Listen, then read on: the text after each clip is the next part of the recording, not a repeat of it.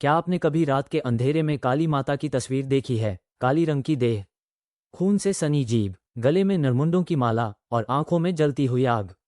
क्या ये रूप सिर्फ डराने के लिए है या इसके पीछे छुपा है कोई ऐसा रहस्य जिसे जानकर आपकी सोच हमेशा के लिए बदल जाएगी?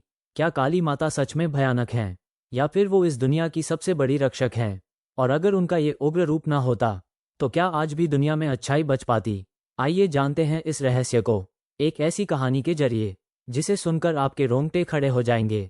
बहुत समय पहले की बात है, जब धरती पर अधर्म अपनी चरम सीमा पर पहुंच चुका था। चारों तरफ केवल भय, हिंसा और अन्याय का राज था। लोग अपने ही घरों में डरकर जी रहे थे। देवता भी असहाय हो चुके थे, क्योंकि एक ऐसा राक्षस जन्म ले चुका था जिसे हराना लगभग असंभव था। उसका नाम था रक्तबीज। रक्तबीज कोई साधारण असुर नहीं था। उसकी सबसे भयानक शक्ति यह थी कि उसके शरीर से गिरने वाली हर एक बूंद खून एक नए राक्षस को जन्म देती थी। सोचिए, एक को मारो तो 1000 खड़े हो जाएं, 1000 को खत्म करो तो लाख पैदा हो जाएं। धीरे धीरे पूरी धरती पर उसी के जैसे राक्षस फैल गए। हर जगह अराजकता फैल गई। मंदिर टूटने लगे, इंसानियत खत्म होने लगी। देवताओं ने कई बार युद्ध किया, लेकिन हर बार उनकी हार हुई, क्योंकि जितना वे लड़ते उतना ही रक्तबीज की सेना बढ़ती जाती। आखिरकार सभी देवता मिलकर माँ दुर्गा के पास पहुंचे। उनकी आंखों में डर था और दिल में आखिरी उम्मीद। माँ दुर्गा ने जब ये सब देखा तो उनके भीतर क्रोध की ज्वाला भड़क उठी और उसी क्षण उनके शरीर से एक भयानक ऊर्जा निकली। एक ऐसा रूप प्रकट हुआ जिसे देखकर खुद देवता भी कांप उठे।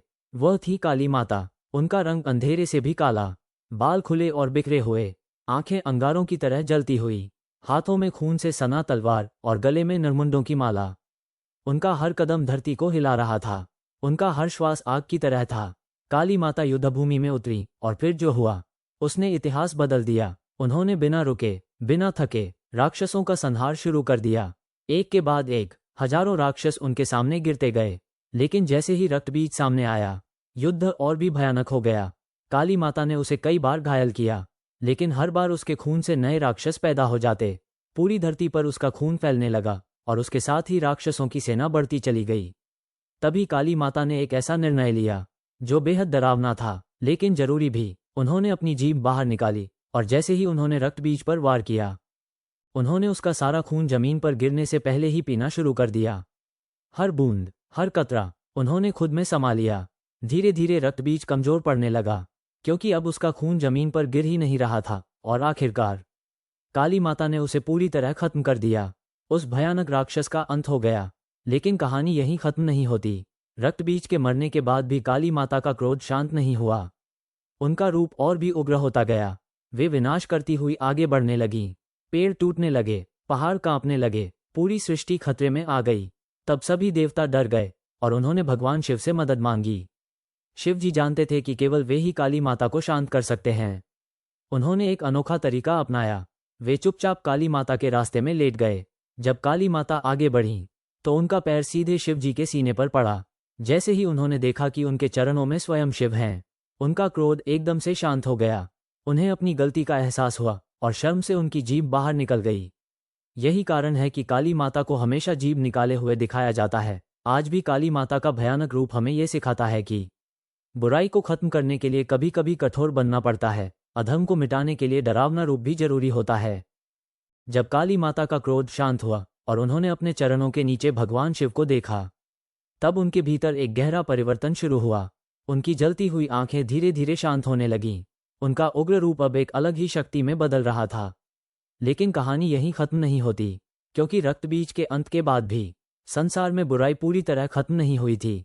अधर्म बार बार नए रूप में जन्म लेता रहा और हर बार उसे रोकने के लिए एक नई शक्ति की जरूरत पड़ती थी। समय बीतता गया, युग बदलते गए, लेकिन एक बार फिर धरती पर अंधकार फैलने लगा। इस बार राक्षस कोई एक शरीर में नहीं था, बल्कि लोगों के मन में बस चुका था। लालच, अहंकार, ईर्ष्या और क्रोध, ये सब मिलकर एक नया अदृश्य राक्षस बन चुके थे, जिसे कोई देख नहीं सकता था, लेकिन उसका प्रभाव हर जगह था। लोग एक दूसरे से नफरत करने लगे, रिश्ते टूटने लगे, सच की जगह झूठ ने ले ली और धीरे धीरे इंसान खुद अपने अंदर के राक्षस का शिकार बनने लगा। देवता फिर चिंतित हुए, लेकिन इस बार समस्या अलग थी। इस बार दुश्मन बाहर नहीं, अंदर था। तब एक बार फिर माँ दुर्गा ने ध्यान लगाया और उसी ध्यान से फिर एक ऊर्जा प्रकट हुई। लेकिन इस बार काली माता का रूप पहले से भी अलग था। अब उनका रूप उतना भयानक नहीं दिखता था, लेकिन उनकी शक्ति और भी गहरी हो चुकी थी। वे अब केवल बाहरी राक्षसों को नहीं, बल्कि इंसान के अंदर छिपे अंधकार को खत्म करने आई थी। एक गांव में एक युवक रहता था। उसका नाम था आरव। वो हमेशा गुस्से में रहता, छोटी छोटी बातों पर लड़ाई करता, और धीरे धीरे उसने अपने सारे रिश्ते खो दिए। उसे लगता था कि दुनिया उसके खिलाफ है। एक रात जब वो अकेला बैठा था, अचानक उसके सामने एक अजीब सा दृश्य प्रकट हुआ। अंधेरा छा गया और उसी अंधेरे से काली माता प्रकट हुई। आरव डर गया, उसका शरीर कांपने लगा। उसने सोचा अब उसका अंत निश्चित है, लेकिन काली माता ने उसे मारा नहीं, बल्कि उसकी आंखों में देखा और बोली, तुम जिस राक्षस से डर रहे हो वो बाहर नहीं, तुम्हारे अंदर है। आरव समझ नहीं पाया। तभी उसके सामने उसके ही गुस्से, अहंकार और डर का रूप एक भयानक राक्षस बनकर खड़ा हो गया। वह राक्षस धीरे धीरे आरव को निगलने लगा। वह चिल्लाया, भागने लगा, लेकिन बच नहीं पाया। तभी काली माता ने अपनी शक्ति से उस राक्षस को रोका और कहा, जब तक तुम खुद अपने अंदर की बुराई को नहीं पहचानोगे, तब तक कोई भी तुम्हें बचा नहीं सकता।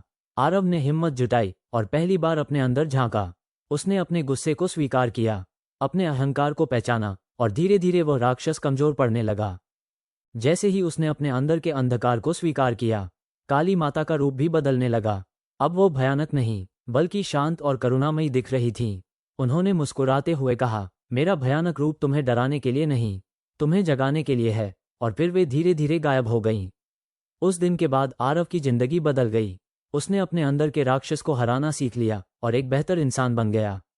जब काली माता का क्रोध शांत हुआ और उन्होंने अपने चरणों के नीचे भगवान शिव को देखा, तब उनके भीतर एक गहरा परिवर्तन शुरू हुआ। उनकी जलती हुई आंखें धीरे धीरे शांत होने लगीं। उनका उग्र रूप अब एक अलग ही शक्ति में बदल रहा था। लेकिन कहानी यहीं खत्म नहीं होती, क्योंकि रक्तबीज के अंत के बाद भी संसार में बुराई पूरी तरह खत्म नहीं हुई थी। अधर्म बार बार नए रूप में जन्म लेता रहा और हर बार उसे रोकने के लिए एक नई शक्ति की जरूरत पड़ती थी। समय बीतता गया, युग बदलते गए, लेकिन एक बार फिर धरती पर अंधकार फैलने लगा। इस बार राक्षस कोई एक शरीर में नहीं था, बल्कि लोगों के मन में बस चुका था। लालच, अहंकार, ईर्ष्या और क्रोध, ये सब मिलकर एक नया अदृश्य राक्षस बन चुके थे, जिसे कोई देख नहीं सकता था, लेकिन उसका प्रभाव हर जगह था। लोग एक दूसरे से नफरत करने लगे, रिश्ते टूटने लगे, सच की जगह झूठ ने ले ली, और धीरे धीरे इंसान खुद अपने अंदर के राक्षस का शिकार बनने लगा। देवता फिर चिंतित हुए, लेकिन इस बार समस्या अलग थी। इस बार दुश्मन बाहर नहीं, अंदर था। तब एक बार फिर माँ दुर्गा ने ध्यान लगाया और उसी ध्यान से फिर एक ऊर्जा प्रकट हुई। लेकिन इस बार काली माता का रूप पहले से भी अलग था। अब उनका रूप उतना भयानक नहीं दिखता था, लेकिन उनकी शक्ति और भी गहरी हो चुकी थी। वे अब केवल बाहरी राक्षसों को नहीं, बल्कि इंसान के अंदर छिपे अंधकार को खत्म करने आई थीं। एक गांव में एक युवक रहता था। उसका नाम था आरव। वो हमेशा गुस्से में रहता, छोटी छोटी बातों पर लड़ाई करता, और धीरे धीरे उसने अपने सारे रिश्ते खो दिए। उसे लगता था कि दुनिया उसके खिलाफ है। एक रात जब वो अकेला बैठा था, अचानक उसके सामने एक अजीब सा दृश्य प्रकट हुआ। अंधेरा छा गया और उसी अंधेरे से काली माता प्रकट हुई। आरव डर गया, उसका शरीर कांपने लगा। उसने सोचा अब उसका अंत निश्चित है, लेकिन काली माता ने उसे मारा नहीं, बल्कि उसकी आंखों में देखा और बोली, तुम जिस राक्षस से डर रहे हो वो बाहर नहीं, तुम्हारे अंदर है। आरव समझ नहीं पाया। तभी उसके सामने उसके ही गुस्से, अहंकार और डर का रूप एक भयानक राक्षस बनकर खड़ा हो गया। वह राक्षस धीरे धीरे आरव को निगलने लगा। वह चिल्लाया, भागने लगा, लेकिन बच नहीं पाया। तभी काली माता ने अपनी शक्ति से उस राक्षस को रोका और कहा, जब तक तुम खुद अपने अंदर की बुराई को नहीं पहचानोगे, तब तक कोई भी तुम्हें बचा नहीं सकता। आरव ने हिम्मत जुटाई और पहली बार अपने अंदर झांका। उसने अपने गुस्से को स्वीकार किया, अपने अहंकार को पहचाना, और धीरे धीरे वह राक्षस कमजोर पड़ने लगा।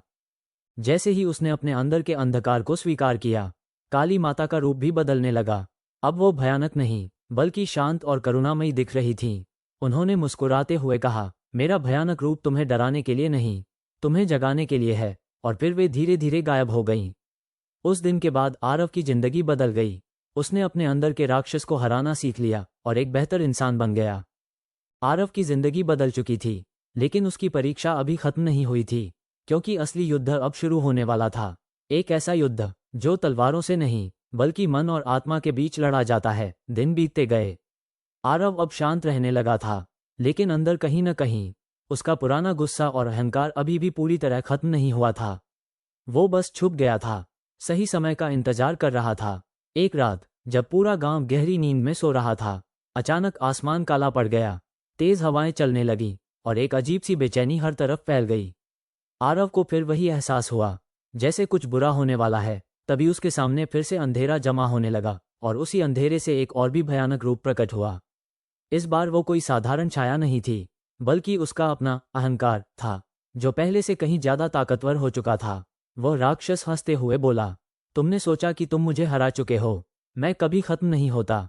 मैं हर इंसान के अंदर रहता हूँ और सही मौके पर वापस आ जाता हूँ। आरव डर गया, लेकिन इस बार वह भागा नहीं। उसने खुद को संभाला और आंखें बंद करके ध्यान लगाने लगा।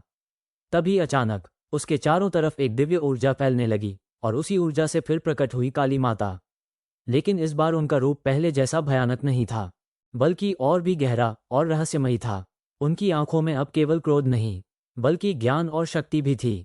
उन्होंने आरव से कहा, याद रखो, बुराई को हराने के लिए केवल उससे लड़ना काफी नहीं है, उसे समझना भी जरूरी है। आरव ने साहस जुटाया और उस राक्षस की आंखों में देखा। इस बार उसने उससे लड़ने के बजाय उससे सवाल किया, तुम आखिर हो कौन? राक्षस मुस्कुराया और बोला, मैं तुम्हारा डर हूं, तुम्हारा अहंकार हूं, तुम्हारी कमजोरी हूं। ये सुनकर आरव समझ गया कि वो बाहर का दुश्मन नहीं, बल्कि उसका अपना ही हिस्सा है। लेकिन तभी वो राक्षस और भी बड़ा और खतरनाक हो गया।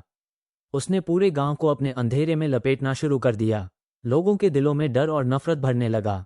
गांव के लोग एक दूसरे से लड़ने लगे, दोस्त दुश्मन बन गए, परिवार टूटने लगे, हर तरफ अराजकता फैल गई। आरव ने ये सब देखा और समझ गया कि अगर उसने कुछ नहीं किया तो सब कुछ खत्म हो जाएगा। तभी काली माता की आवाज गूंजी, अब समय आ गया है अपने अंदर की शक्ति को पहचानने का। आरव ने अपनी आंखें बंद की और अपने अंदर झांका।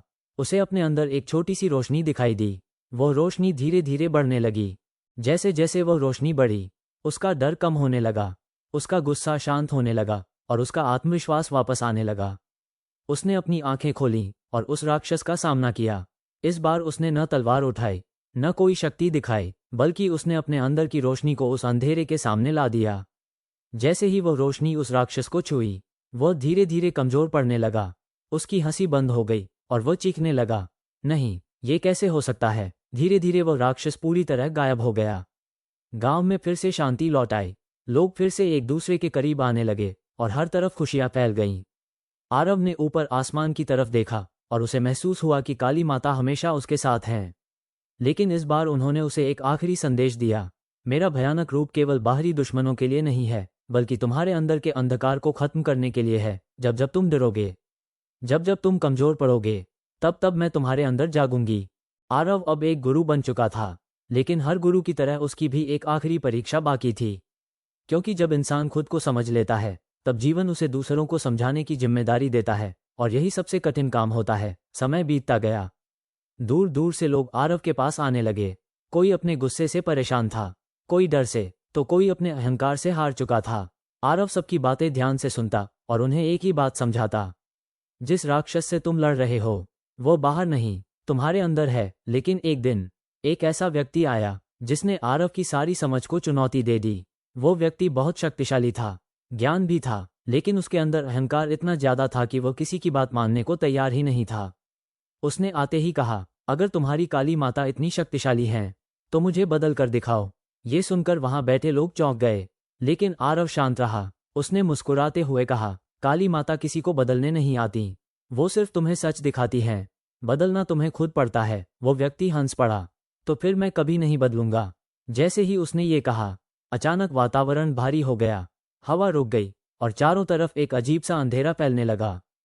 आरव समझ गया कि यह कोई साधारण घटना नहीं है। तभी अचानक उस व्यक्ति के पीछे एक विशाल छाया खड़ी हो गई।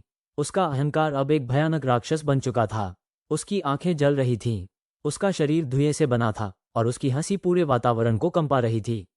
वह राक्षस बोला, तुम मुझे नहीं हरा सकते, क्योंकि मैं इसकी पहचान हूं, इसका गर्व हूं, इसकी ताकत हूं। लोग डर गए, कुछ तो वहां से भागने लगे, लेकिन आरव वहीं खड़ा रहा। उसने आंखें बंद की और मन ही मन काली माता को याद किया। और फिर वही हुआ जो हर बार होता था जब सच्चा आह्वान किया जाता था। अंधेरे के बीच एक तेज प्रकाश फूटा और उसी प्रकाश से काली माता प्रकट हुई। इस बार उनका रूप अद्भुत था। उनकी आंखों में क्रोध भी था और करुणा भी। उनका स्वरूप इतना शक्तिशाली था कि वह राक्षस भी एक पल के लिए कांप उठा। उन्होंने सीधे उस व्यक्ति की आंखों में देखा और कहा, तुम अपने अहंकार को अपनी ताकत समझते हो, लेकिन यही तुम्हारी सबसे बड़ी कमजोरी है। वो व्यक्ति पहली बार थोड़ा घबराया, लेकिन उसने फिर भी हार नहीं मानी। मैं किसी से नहीं डरता। काली माता मुस्कुराई, तुम मुझसे नहीं, अपने सच से डरते हो। ये सुनकर वो चुप हो गया। तभी काली माता ने अपना हाथ उठाया और उस राक्षस को उसके सामने खींच लाई। देखो, ये तुम हो। वो व्यक्ति उस राक्षस को देखने लगा। धीरे धीरे उसकी आंखों में डर आने लगा, क्योंकि वो समझ गया था कि वो राक्षस कोई और नहीं, वही खुद है। उसकी सारी ताकत, उसका गर्व, उसका अहंकार, सब कुछ उसी राक्षस का हिस्सा था। वो घुटनों पर गिर गया। मुझे बचाइए, काली माता ने कहा। मैं तुम्हें बचा सकती हूँ, लेकिन पहले तुम्हें खुद को स्वीकार करना होगा। वो व्यक्ति रोने लगा।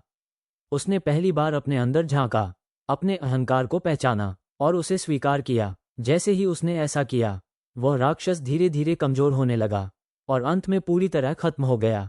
चारों तरफ फिर से शांति फैल गई। वो व्यक्ति अब पूरी तरह बदल चुका था। उसने आरव के चरणों में झुककर कहा, आज मैंने समझा, काली माता का भयानक रूप डराने के लिए नहीं, हमें सच्चाई दिखाने के लिए है। आरव ने मुस्कुराकर कहा, यही असली ज्ञान है। उस रात जब सब सो रहे थे, आरव आसमान की ओर देख रहा था। उसे फिर वही दिव्य ऊर्जा महसूस हुई, और जैसे ही हवा चली, उसे ऐसा लगा जैसे काली माता की आवाज़ गूंज रही हो, जब जब इंसान अपने अंदर के अंधकार को पहचानेगा, तब तब मैं उसके अंदर जागूंगी। और यहीं पर यह कहानी खत्म नहीं होती। याद रखो, का भयानक रूप हमें डराने के लिए नहीं है, बल्कि हमें हमारे अंदर छिपे अंधकार से लड़ना सिखाने के लिए है। जीवन में सबसे बड़ा राक्षस बाहर नहीं, हमारे अंदर होता है, और जो इंसान अपने अंदर के डर, अहंकार और गुस्से को जीत लेता है, वही असली विजेता बनता है। अगर आज तुम्हारे सामने तुम्हारा असली रूप आ जाए, तो क्या तुम उसे स्वीकार कर पाओगे या उससे भाग जाओगे? उंगली से नीचे की ओर इशारा। अपना जवाब कमेंट में जरूर बताना। Folded hands Gaurav Kumar. Thums up का चिन्ह लाइक करो, बेल सब्सक्राइब करो और ऐसी ही रहस्यमयी कहानियों के लिए जुड़े रहो।